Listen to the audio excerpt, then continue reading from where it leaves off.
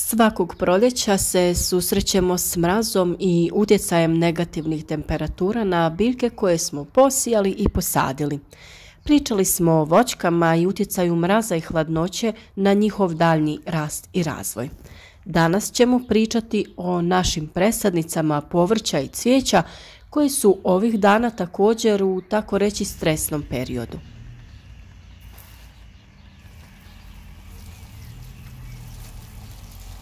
Na niske temperature su najviše osjetljive sjemenke koje se nalaze u fazi klijanja, mlade biljke koje tek niču ili su nikle, jagode koje cvjetaju i njima je potrebno osigurati zaštitu od niskih temperatura i mraza.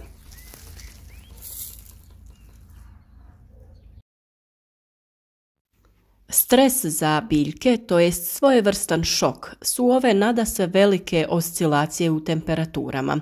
Velik problem imamo svi mi koji svoje presadnice uzgajamo u negrijanim plastenicima. Noći su hladne i česti su minusi, dok su sa druge strane dani topli, čak i iznadprosječno za ovo doba godine.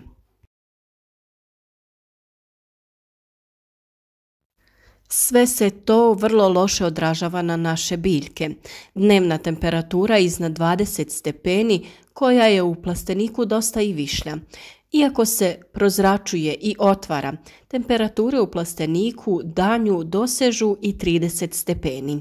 Biljke tada dobiju nagon za rastom, pogotovo ako imaju dovoljno vlage i hranjiva.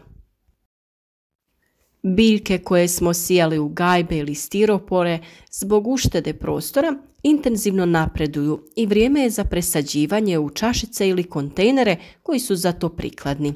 Zbog dobrih dnevnih uslova za razvoj one su krenule sa intenzivnim rastom i dosta su se izdužile. To nije dobro, ali nije ni prevelik problem.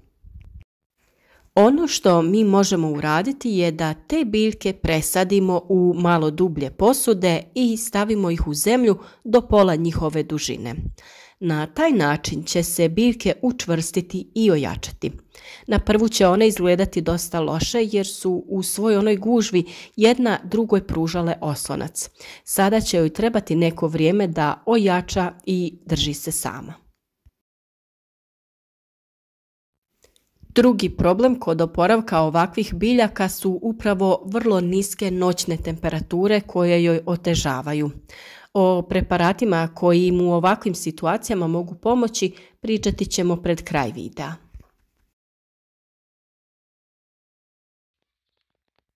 Jagode koje se uzgajaju na otvorenom su sada u fazi cvjetanja i vrlo su osjetljive na mraz i niske temperature.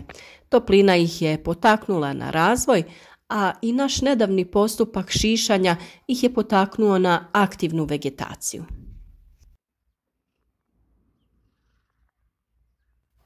Povrtne kulture kao što su bob, grašak, kelj, luk, mrkva, peršun mogu preživjeti niske temperature od -4 do -5 stepeni. Međutim, ove temperature mogu podnijeti u kraćem vremenskom periodu, tako da bi sve ove biljke, ukoliko ste ih ranije posijali ili čak ako su neke od njih niknule, trebale da izdrže ove kratkotrajne minuse. Lagani agrotekstil ovdje može biti vrlo koristan tako što ga samo spustite na zemlju i prekrijete već niknule biljke. Male površine i gredice je lakše zaštititi nego velike površine.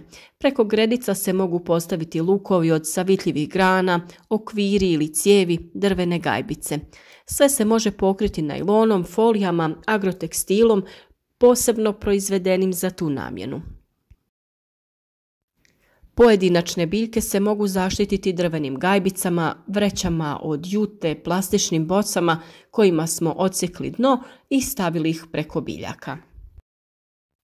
Najlon se često koristi za pokrivanje, ali ispod njega dolazi do stvaranja i kondenzovanja vlage.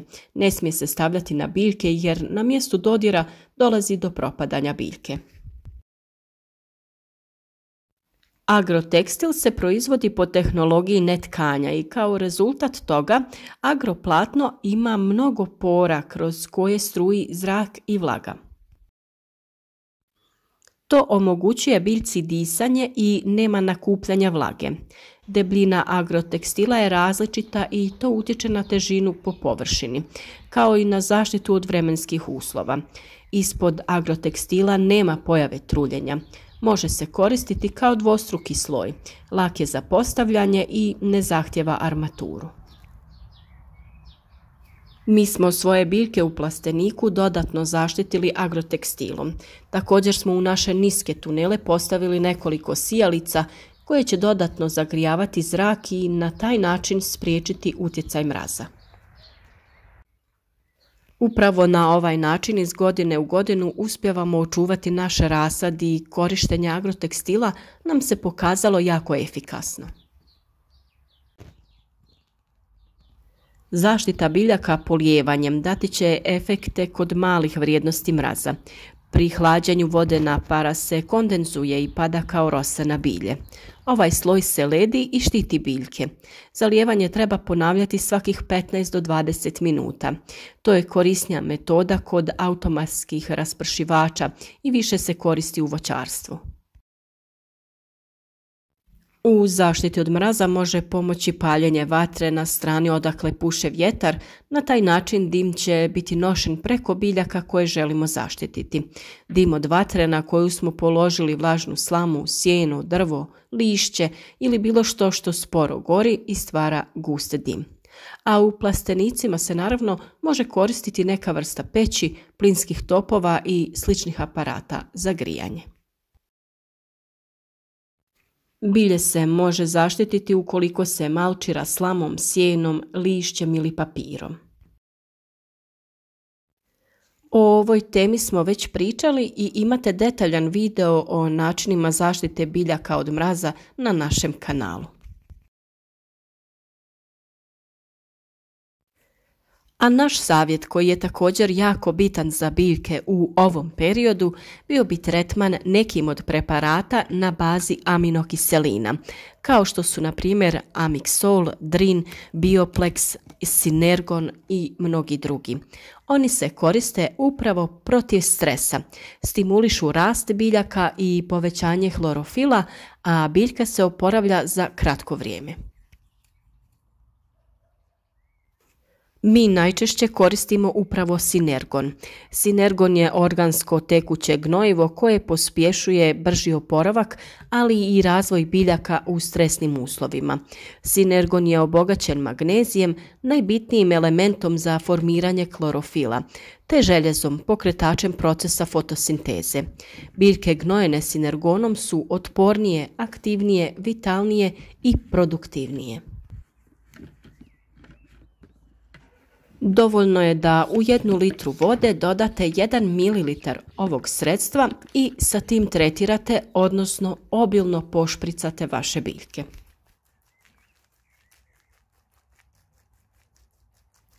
Ovo su izazovna vremena za sve uzgajivače kako voća, tako i povrća. Vremenski uslovi su sve promjenjiviji i nisu onakvi kakve očekujemo u određenom periodu. Pomjera se vrijeme sjetve na otvorenom zbog hladnog proljeća. Vruća ljeta su izazov za uspješno održavanje biljaka, a suše i ljetne jake kiše, pa čak i grad, također čine velike štete.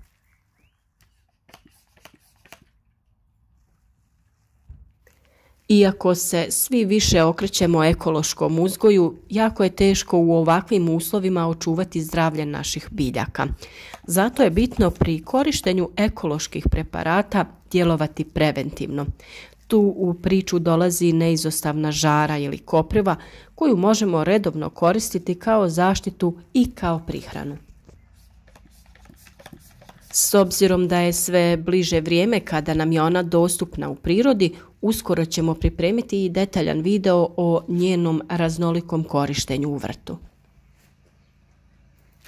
Sinergon je organsko sredstvo, a ukoliko vam nije dostupno u poljoprivrednim apotekama ili centrima, raspitajte se za slična sredstva koja imaju jednako djelovanje. Koristeći ove pomenute metode, kombinaciju agrotekstil, sijalice i Sinergon, uspješno smo očuvali naš rasad povrća, a i naš rasad cvijeća je u odličnom stanju i nema tragova oštećenja od mraza. Malo sporije napreduje zbog velikih razlika između noćnih i dnevnih temperatura, ali smirivanjem ovih vremenskih neprilika očekujemo intenzivan napredak i u njihovom razvoju.